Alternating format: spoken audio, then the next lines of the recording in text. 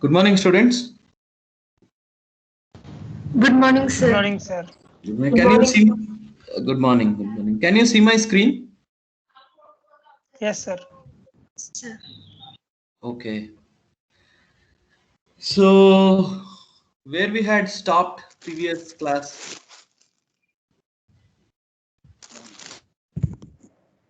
Web cache. Cache. We were about to start cache, or we had completed cache. So I think we completed half of the web cache. Half of the web cache. Yes, Okay. sir, because it was not moving to the next slide, so you just Yeah. Got it. Okay. Cookies we have finished. yes, sir. Okay. Sir, can you make all of us as attendees? Okay. Why? What is the issue? Oh yeah. I have. Okay. Give me a second.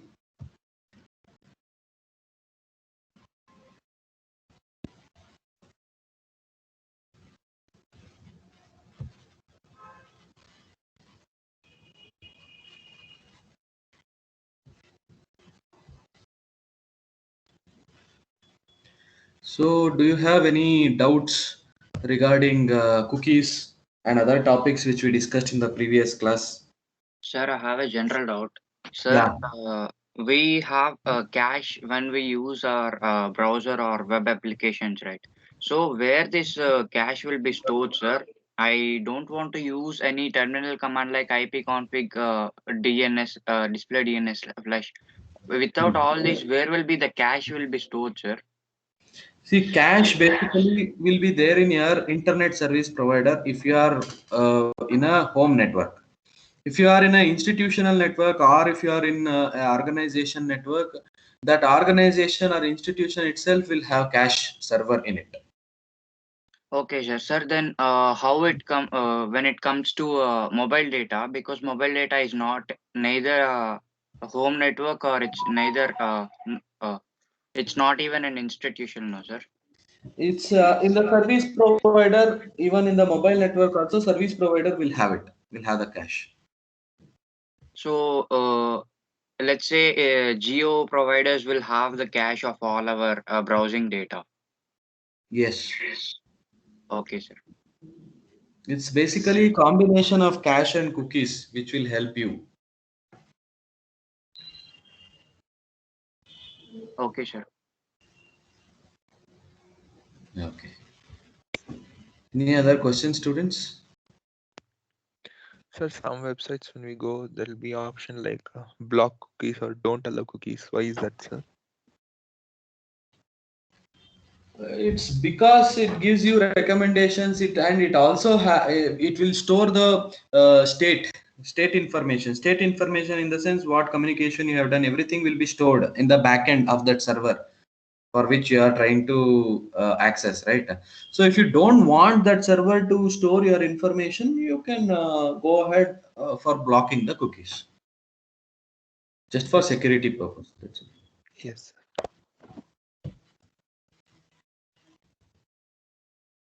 So I think this slide we were discussing in the previous class, right?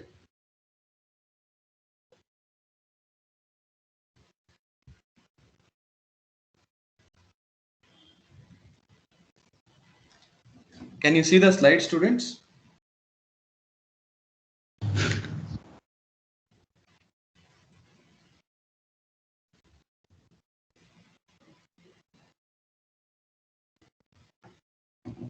Is it visible? Not yet, sir. It's loading.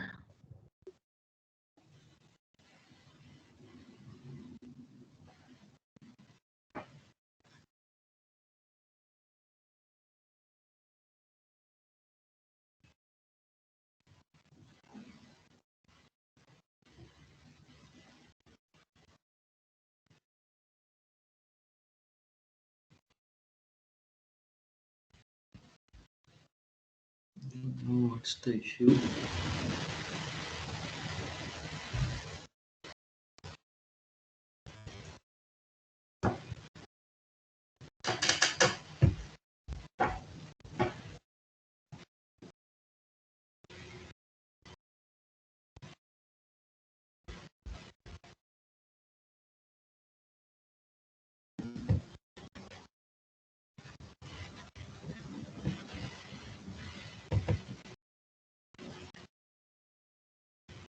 Okay, so can anyone tell me what is web caching now? Proxy we know, and I have given introduction to web caching. So I see generally if I want to tell you, you make lot of requests every day to many different servers. So those requests will be given to you. The response for those requests will be given to you. Most of the requests will be given to you from the web cache itself. Okay, because web cache will store most of the web pages that you are trying to download. Web page in the sense what, it's an HTML file which you are going to download to your system every time. That's the reason why your down speed should be always high for normal browsing. Up speed, you're just sending a request, just URL you are sending. Even the up speed is very less, still your communication works. Until and unless you send something as a peer-to-peer communication, it works fine. So down speed should be high because always you are downloading an HTML file. Okay, so those regularly downloaded HTML files will be stored in the web cache. Okay, so instead of sending request to the origin server, web cache itself will give you the response. Okay, but my question is I think in the previous class also I have discussed this. Say for example, you're for the first time you are sending a request to some server today, say server A. You are sending a request to server A today. You are getting the HTML page. Now initially you are doing it from your system, and from your network you are initially doing it. Consider web cache doesn't have it. So web cache will look into its server, and if it doesn't have, it will send the request to the origin server, and origin server will respond back to the web cache. Web cache will store a copy of it and sends it back to you. Okay, so now say after a week you are trying to request for that server again. So web cache already have it. So web cache will give you the response. Question is, in between this 1 week, if there is any update in the in the origin server, what will happen? The web cache, the proxy has to request to the server again, sir, or else it won't get automatically updated. Yes. So basically what happens, every time when you send a request, web cache, instead of directly giving you the web page, it will send a conditional get request to the origin server. Conditional get in the sense, so conditional get as a end user you cannot send. Is that clear? So conditional get will be sent only by the web cache or proxy server. Web cache is same as proxy server. Okay, so proxy server can only send the conditional get request, and there will be a specific field in the conditional get request called as if modified field. If modified since, there is a field called if modified since field. Keep that in mind. So when you capture a HTTP packet through Wireshark, and if you try to see if modified since field, you can't see it.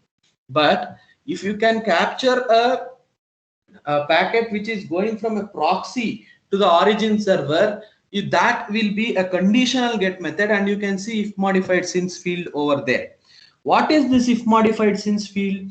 If modified since field will have, say for example, you can see in the response message when last modified. Can you see the last modified field, students? Have you observed it in the response message of HTTP? Have you seen last modified?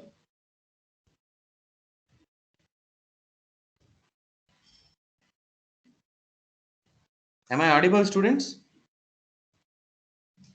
Yes, sir. I don't remember properly, but I remember sir mentioning it, like either of you. Yes, there will be a field called last modified in the response message what you get for your HTTP request. Is that clear? So that last modified will have a time and date in it, in that field. So that time and date is the time of when that web page is modified before. Is that clear? So that information will be copied to the if modified since field in the conditional get request, and that will be sent to the main server. Main server will check what is the last modified, and if that time, those two time matches, so there is no modification done after that. That's all. So origin server will send a very small reply to the webcast saying that there is no modifications done. Is that clear? So if there is any modification done within that period, that modified new web page will be sent to the web cache. Is that clear, students? That is how it works.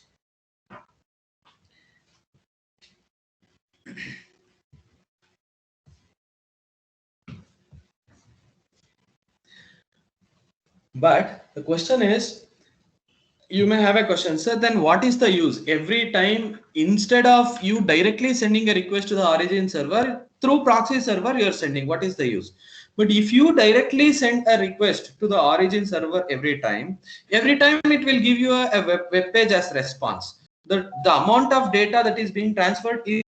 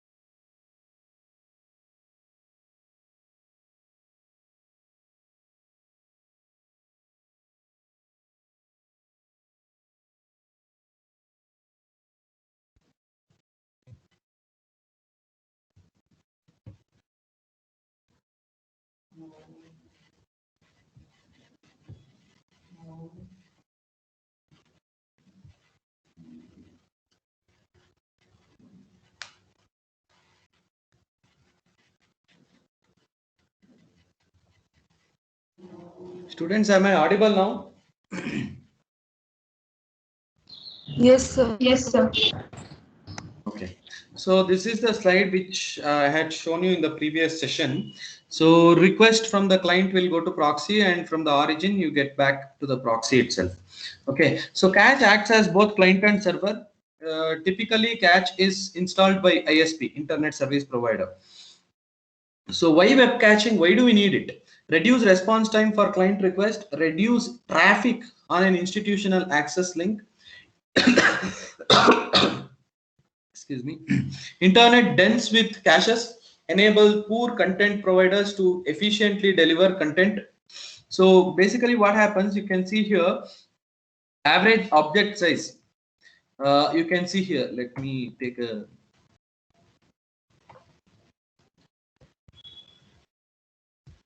you can see average object size is 100K. Okay, so 100 kilobits. Average request rate from the browser to origin server 15 per second. That means from every system here, 15 requests are going per second to origin servers. You can see inside this link there is 1 Gbps connection, whereas outside this link to internet it is only 1.54 Mbps. Okay, average data rate to the browser is 1.5 Mbps, this one. Okay, so RTT from the institutional router to any origin server is 2 seconds. That is the delay. That means it has to go to here, go to the server and come back. This is 2 seconds. Access link rate, we know that it is 1.54. So now LAN utilization is 15%. LAN utilization is 15%. Why? Because you send a request from your client from the client machine to the actual server. It will take 2 seconds to come back. So till that time your system is waiting for the response and you're not utilizing the LAN effectively. So only 15% of the LAN is being utilized. Access link utilization is 99%. You are using it 99%, whereas here you are using it only 15%. Okay, which is very much high with respect to access link utilization. So what you can do, so total delay will be internet delay plus access delay plus LAN delay, 2 seconds plus minutes plus uses. Okay, so basically the problem here is 99% what you have here. Okay, so how to overcome that problem? So you should have either 154 Mbps link. If you have 154 Mbps link instead of 1.54 Mbps link, definitely your connection would be very fast. Your request and response would be very fast. But do you think we get 154 Mbps in the access link? Very difficult. Getting that amount of speed is very difficult. So what the other option we have? So if you have 154 Mbps, you have milliseconds instead of minutes here, but the cost will be increased access link speed. You have to pay huge amount of cost for this. So how to overcome that? Have a local web cache. Have a local web cache. Instead of sending your request to this link, if this web cache itself is solving that, definitely your consumption will be, your utilization will be very high. So let us see. So web cache is very cheap. And how to compute link utilization delay? You can see, suppose a cache rate is hit rate is 0.4, 40% of the requests are satisfied by cache, 60% are requests are satisfied by the origin. Okay, so access link utilization is 60%. Data rate to the browser over access link is 0.6 into 1.5 Mbps, that is 9 Mbps. Utilization will be 0.9, sorry, it is 0.9 Mbps. 0.9 divided by 1.54 will give you 0.58. So total delay will be like 1.6 into delay from the original server plus 1.4 into delay when satisfied at cache. So need not worry about these figures. What you have to understand clearly is, when you have a local web cache, obviously it serves more requests, at least 40% of the requests. Okay, so you need not have 154 Mbps link over here. You can have the same access link, but just have a local web cache which will serve your problem. Sir, Yeah. initially when the access link rate was 1.54, the access link utilization in the slides it was written as 99%. Yeah. But the 1.54 got changed to 154, like how it is decreasing the utilization. So actually, the more the speed, the more the access link has to be utilized, no, sir? No, I have not mentioned anywhere that access link utilization will be. See here, the thing is, when you have a server here, when you have a proxy server here, in that case, definitely your access link utilization will reduce. I think there is a small mistake over here. When it is when you have a server, a proxy server in your institutional network, obviously this will reduce. But even with increasing the speed of the access link utilization will remain same. Okay, I think that's a mistake here. This should not be there. Am I clear? So you mean like when the proxy server is there, we won't be accessing the access link so much because already Yes. everything is stored in proxy. So the access link utilization will get decreased. But Yes. when oh, yes, sir. Yes, sir. Now I understood, I guess. Initially, the speed was slow, like 1.54 Mbps. So we were like spending so much time in the access link that the access link utilization was only 99% because of the slow speed. And Yes. when rate got increased, the access link rate got increased to 154. We need not be stuck in the access link for so much time. It will get RTT will get reduced from 2 seconds. Maybe that's why it came as 9.9 now, sir. Yes, that is one reason. And one more thing is you have to keep in mind that you cannot increase it to 154 Mbps easily because it would cost you too much. Okay, so it's a costly affair for increasing the bandwidth of access link. Instead of that, have a web cache here. Okay, instead of that, have a web cache that also will reduce. Consider if you have 154 Mbps and having a web cache is almost similar. That's what we want to convey you. Okay. So like normally when we browse, the history and cache will be stored, no, sir. That will be with respect to the browser, like with Yeah, that respect is to with the respect. system. How Yes. is like proxy server, where is it sitting, sir? How is it affecting? Like almost how, sir? Like because of that See, only. consider this diagram. Okay, so here you have an institutional network. This is an institutional network. You will send a request. Okay, that request will not go into the access link first. That request will go to the proxy server. Okay, this proxy server, if this proxy server have that web page already, it will give it to you back, but not directly. This proxy server will send a conditional get request to this origin server. And if there is no web page upgradation during that time, or whatever the web page it already this have, if there is no upgradation, what this will do, this origin server will send a reply to this access web cache saying that there is no change. That's all. Is that clear? So that web page will be given to you from this local web cache directly. Is that clear? Definitely a request is going to the origin server, but not a huge data which is being downloaded from the origin server to you. Is that clear? That because that will be already there in the web cache. Is that clear? So that is how you are reducing the traffic in the access link network. Traffic in the sense, basically traffic will involve the number of requests you send and also the data request, the amount of data you are transferring in that request. Is it clear?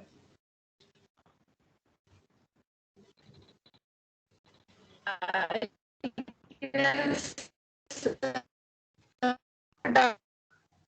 Like, I can't hear you cache properly, Priya. I think there is some network disturbance. for 1 week or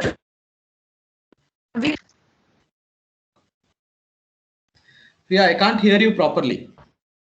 Yes, sir. I will ask at the end, sir. Was I Okay. audible, sir? Yeah, now you are audible. Oh, after the class, I'll ask, sir. Okay, fine. Thank you, sir. Any other questions, students? Others? You have any questions?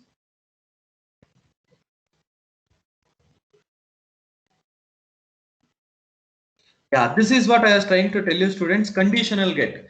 Don't send the object if cache has up-to-date cached version. Is that clear? Don't send the object if cache has up-to-date cached version. Okay. No object transmission delay, lower link utilization if you are not sending the actual web page. Is that clear? Specify date of cached copy in HTTP request in if modified since field. Is that clear? Server response consists no object if cached copy is up to date. Is that clear? Not modified. You will get a response like this, not modified. That's all, which is a very small message. So you are not going to use huge bandwidth in the network, in the access link. Is that clear, students? So see, HTTP request is sent from client to server. If modified since client is now a proxy server. Okay, if modified since date you are sending, then for that HTTP response not modified. If it is not modified, the origin server will not give you the actual page at all, because already that page is there in the proxy. Is that clear, students? That's what happens every time. So that's about conditional get. So conditional get and cache. You have any questions regarding this, students, about the cache?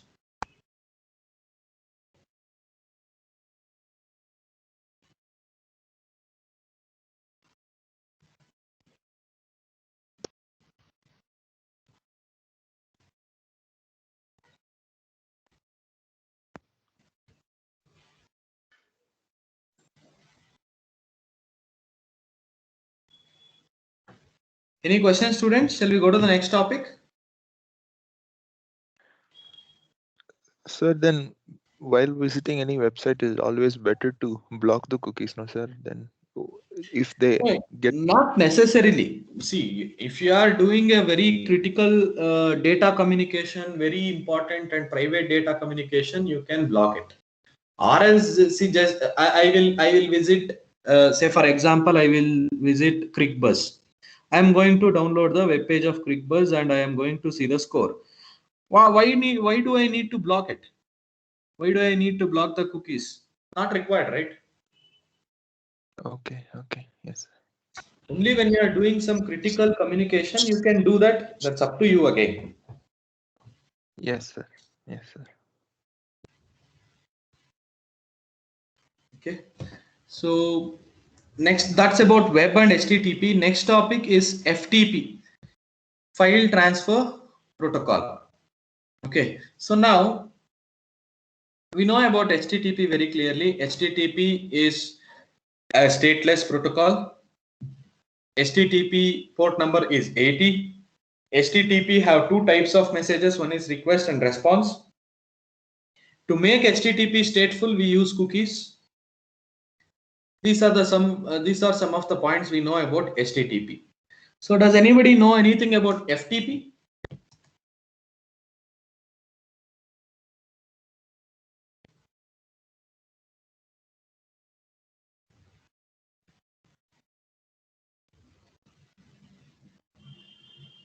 Yes.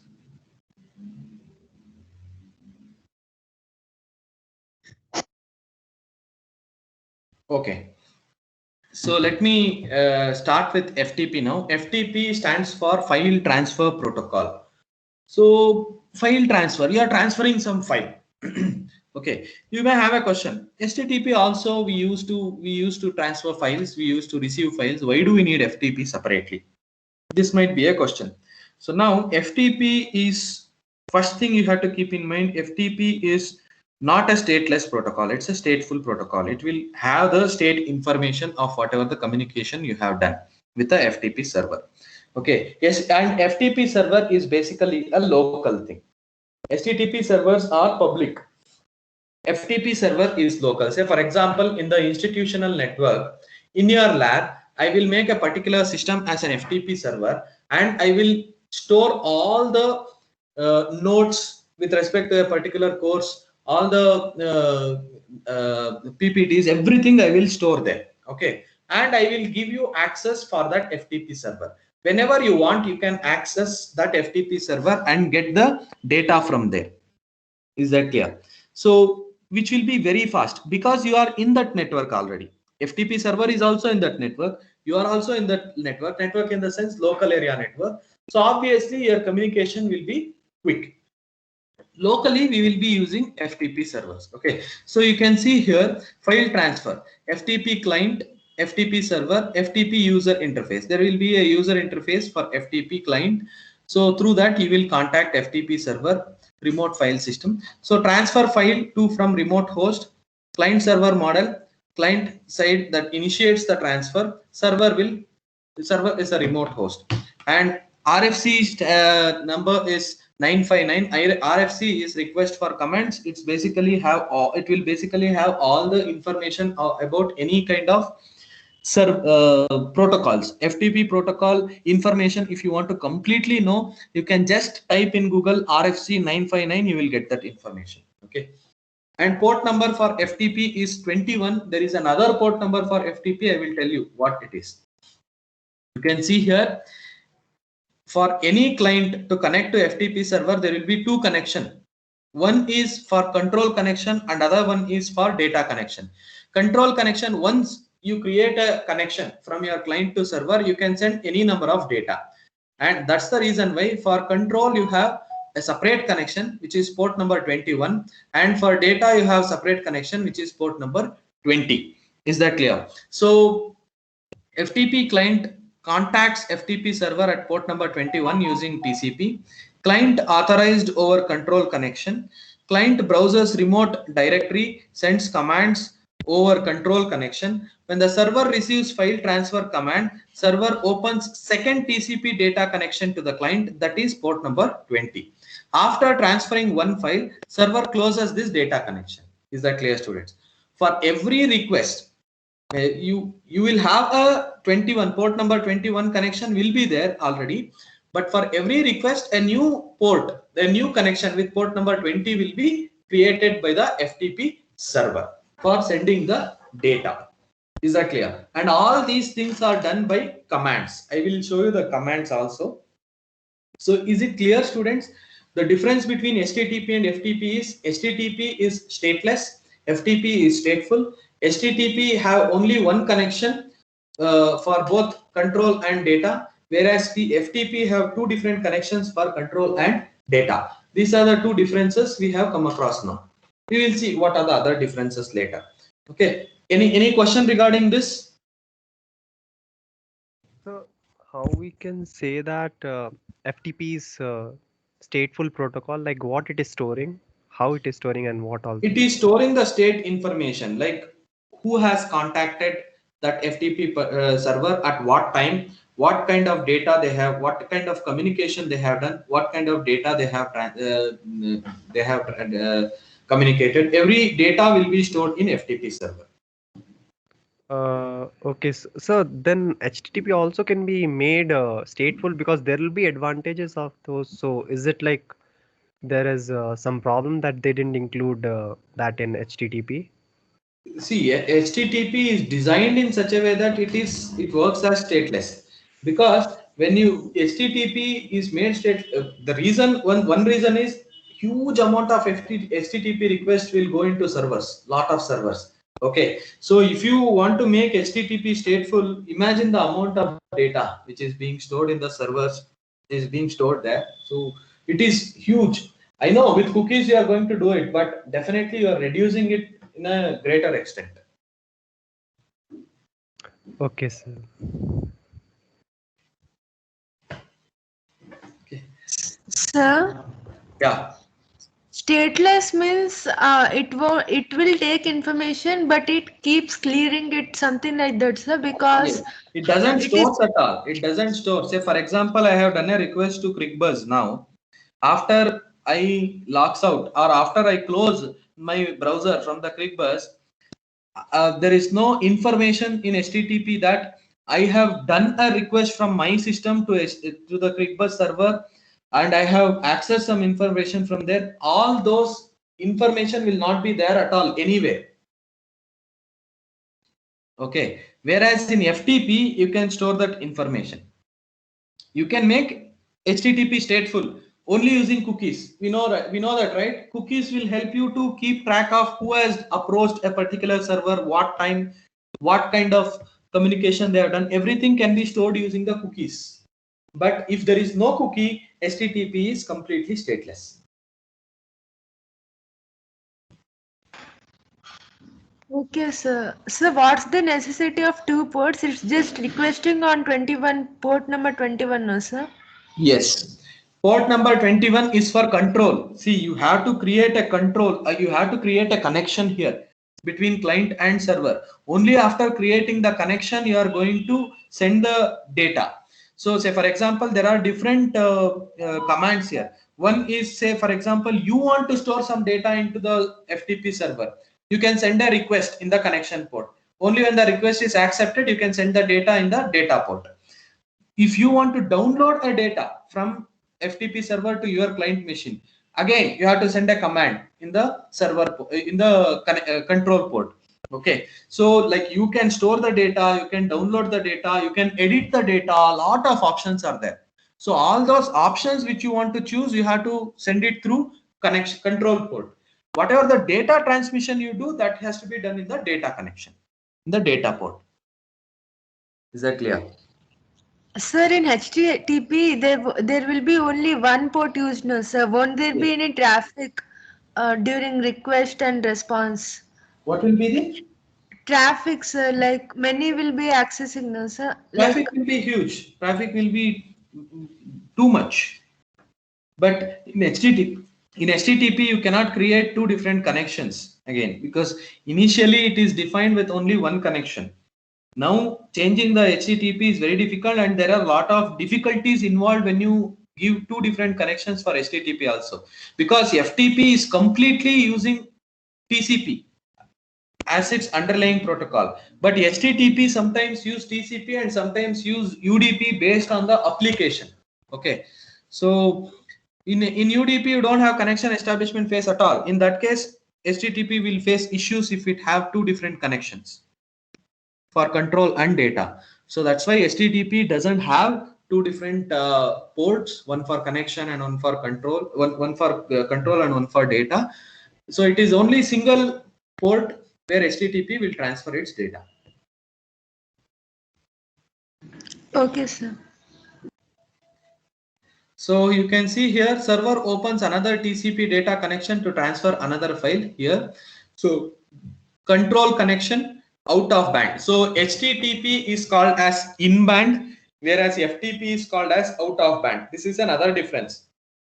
First difference, HTTP uses only one port, whereas FTP uses two ports. HTTP is stateless, FTP is stateful, and HTTP is in band and FTP is out of band. Out of band in the sense, because it uses another port to transfer the data, it is called as out of band.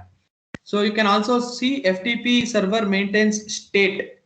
So current directory, earlier authentication, every information, whereas HTTP doesn't maintain state information, which I told you already. So these are the differences between HTTP and FTP. There are some more things which we have to discuss under FTP and HTTP. I'll discuss that in tomorrow's class. Okay. So we will stop here as of now.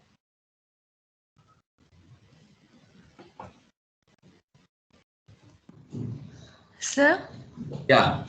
One doubt regarding the web cache was like how are manually clearing web cache is affecting the proxy and the origin server's requests. We can delete manually history and cache, no, sir. No, that you are doing only in your browser, not in the actual proxy server. Okay. So how are having caches affecting, sir? Like it won't send a request to proxy server at all if we are having cache already. First, No, it is. see, if your browser will not have a cache with it. Okay, browser is only working with